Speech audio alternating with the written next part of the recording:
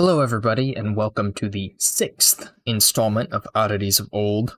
Now, this episode has been in the works for a while due to a large multitude of reasons. I'm not dead. What? Nothing. Here's your ninepence. I'm not dead. Here. He says he's not dead. Yes, he is. I'm not. He isn't. Well, he will be soon. He's very ill. I'm getting better. No, you're not. You'll be stone dead in a moment. But can generally be summed up as, I've been very busy with other things, and I've kind of lost a little bit of motivation in making this series. So the episodes will still keep coming, but it'll probably just take more time in between each of them for me to produce the good kind of quality that I want out of these. So this episode is a bit more of a grindy episode because we need to get resources because we're pretty broke. But don't you worry, there'll still be plenty of fun, unobtained old versions kind of stuff that we're going to do as well. So, hope you enjoy.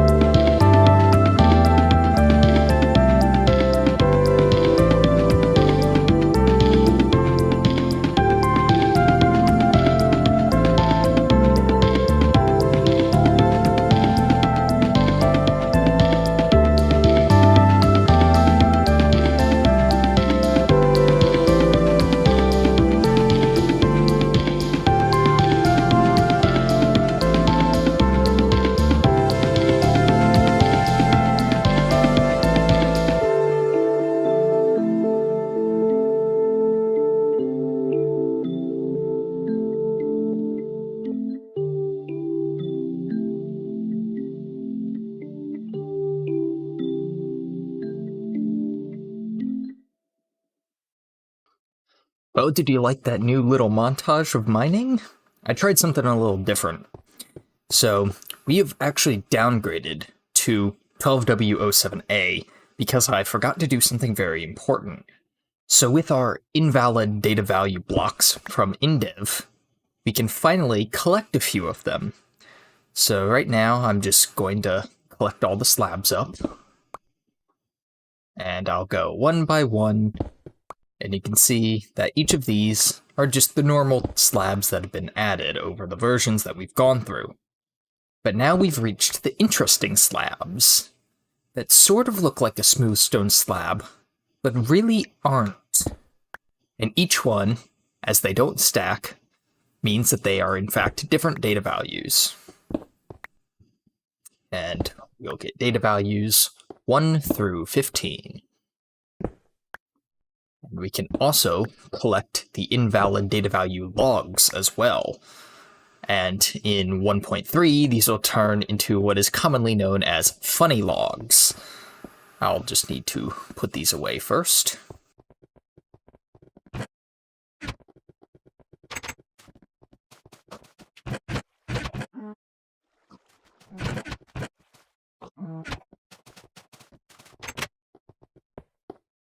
So with those now stored away in the museum, we can now collect the funny logs. So I'll just rearrange my inventory a little bit so that they enter my inventory a little nicer than they normally do, just so that I can show them off all nicely. Getting wood. You fool. I was there when the ancient texts were written. So we've also entered a similar kind of area as the slabs have of all of the textures having the data value 0 texture of oak logs. However, they are not data value 0. So just as the slabs were put away, let's get these put away too.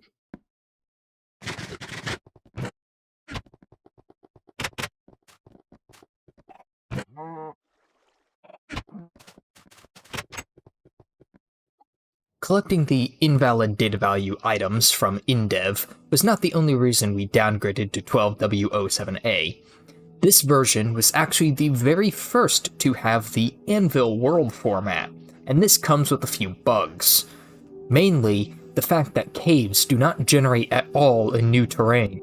So we are going to generate some of this terrain in very specific locations for future reasons. So let's do a quick little time-lapse of the locations we're going to be visiting. And I must say, some of them are a little bit far out, so that's why we're collecting obsidian. And we've arrived at our very first location. Let's see what awaits us on the other side.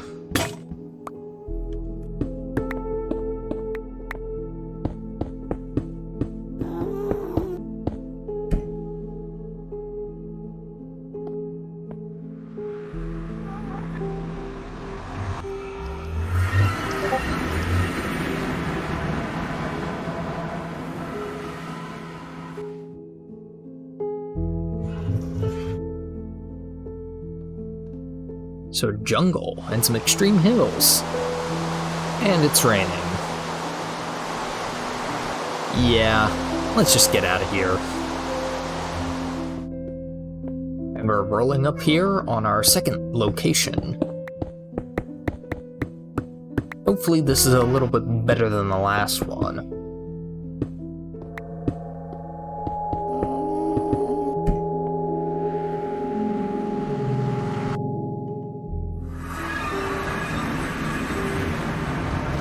Plains, very nice. And a village. Oh, this is so much better. And we've arrived at our third stop on this road trip of madness. I'm just gonna inventory dump a little bit here, and then we can go and see what's on the other side.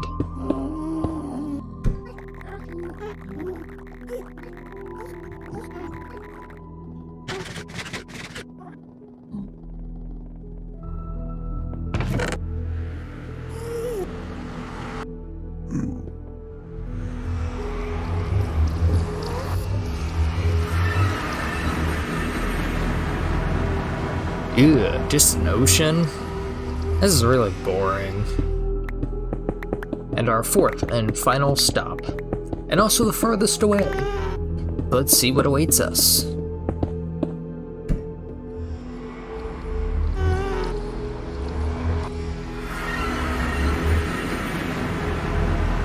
Spawner.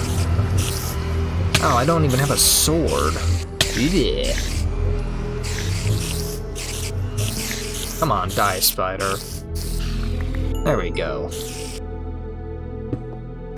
Let's light some fires. That's the only light source I have. Cocoa beans. Those are pretty rare, considering we can't even grow them yet.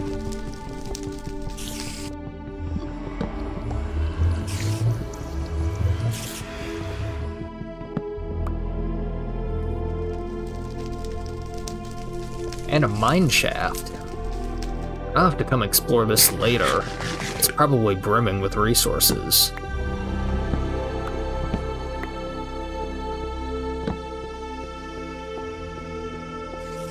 Anyways, let's just get out of here for now.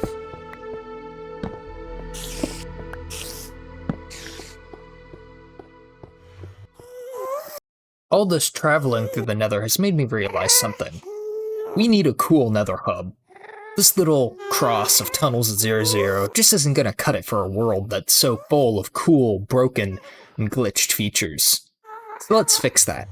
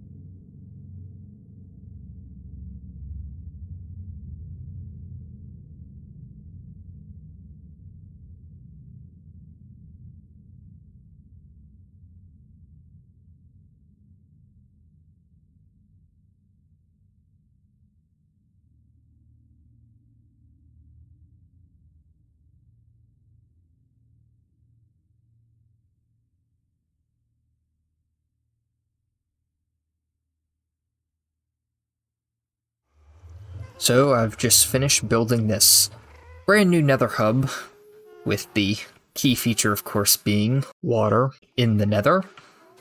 And someone mentioned to me that it looks a lot like the Minecraft story mode end dimension, where the guy goes and builds like a whole overworld in the end. And I completely agree with that. It really does remind me of that. But I really like how it turned out of incorporating the Indev Island shape, which also, by the way, this is to scale of the island that is in my world. And then just kind of made some cool little chunk walls around it with the iconic waterfalls as well. So, now let's say goodbye to the camera account.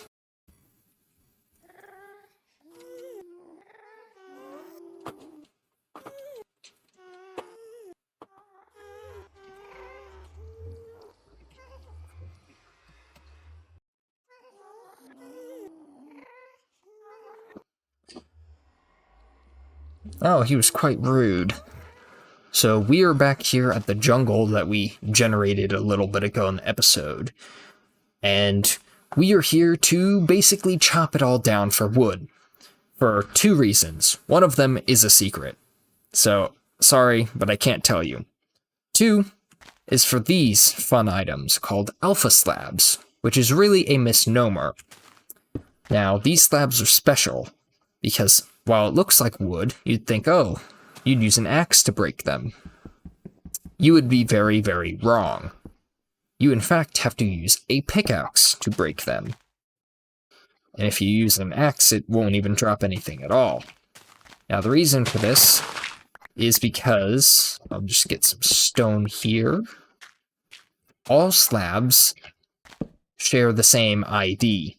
The way that they're different is that they have a different metadata. So cobblestone slabs, I believe, are metadata of 1, and these wooden slabs are metadata of 2. But since each block can only receive one tool type, they all have to share the trait of being mined with a pick, including the wood. This applies to all slabs currently in the game. Now this will get fixed in 1.3 with the proper introduction of different types of wood slabs, where all wood slabs crafted beyond that point are the new slab block. But these old slabs will stay around, and in fact, will even stay into 1.19, or whatever most modern version is available at the point that you're watching this video. So they're a pretty long-lived special item. An interesting property, of course, being that these are stone, is that they can't burn at all. Can't light them on fire. So that is a useful property of them. So, let's cause a little ecological destruction, shall we?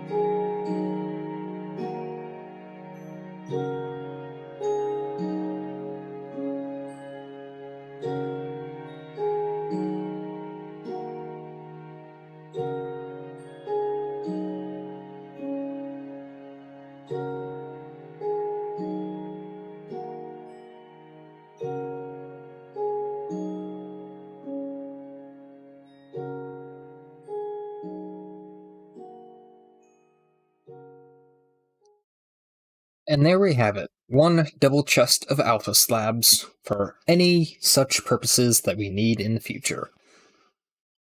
So now it is time to take a look at one of the new items of 1.2, the redstone lamp.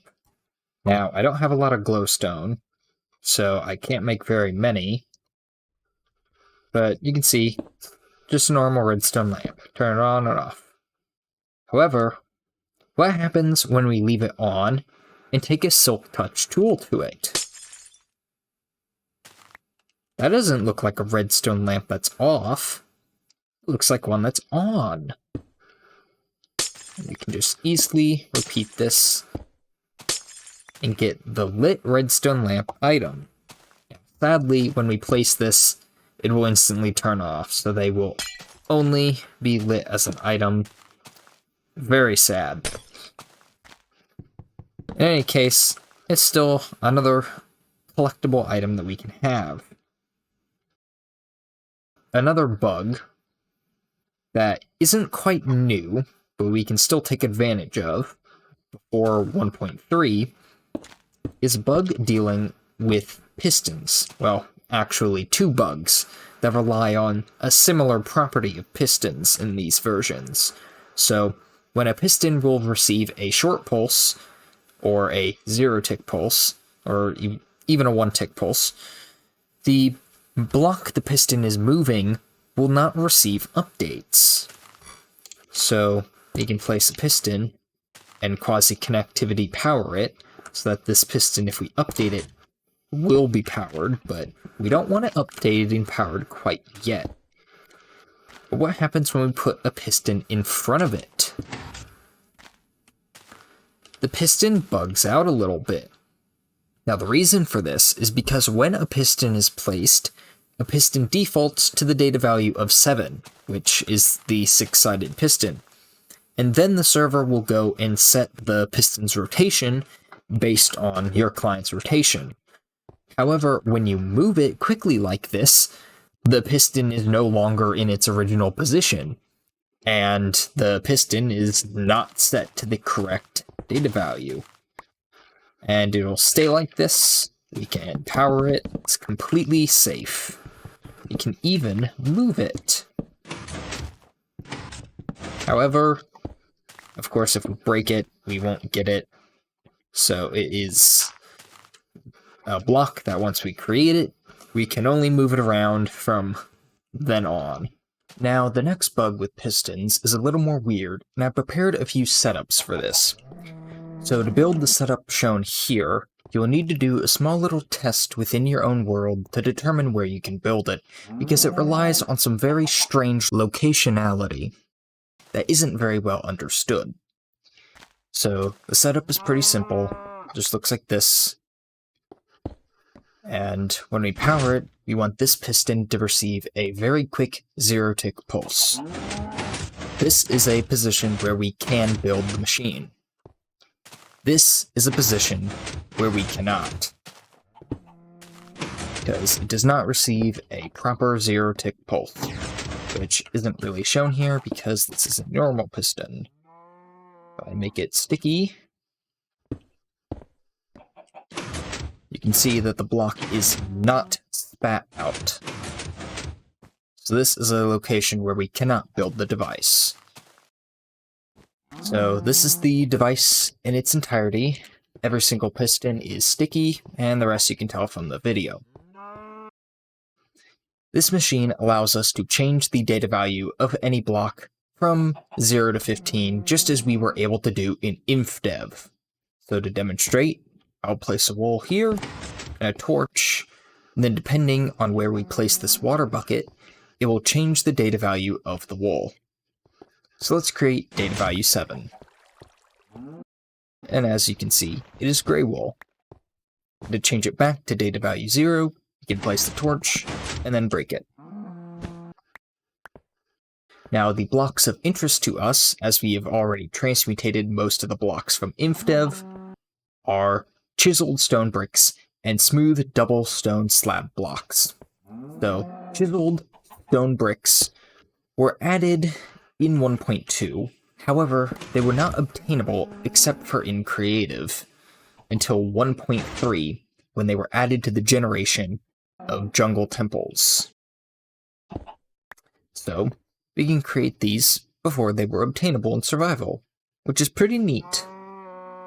And next is the smooth double stone slab block. So normally, when you place stone slabs together, they create this really ugly seam in the middle. However, using this device, we can get rid of that seam. And there we go. And not only can we create this block, but in these versions, we can actually pick them up as items and place them elsewhere in the world, which is pretty neat. Unfortunately, these data values 0 to 7, will become future blocks, so they will not stay as this texture. However, there are some methods in future versions that we can use to create permanent, smooth double stone slab blocks. So I shall collect a few of these and place them around our world as our final task before we can finally leave 1.2. And with the power of video editing, we are done. So I collected a little over a stack of the chiseled stone brick, and a few of the seamless double stone slab blocks. And something that I forgot to mention, but also did, is I also collected data values 4 through 15 of stone bricks. And with that, we can finally say goodbye to 1.2.3.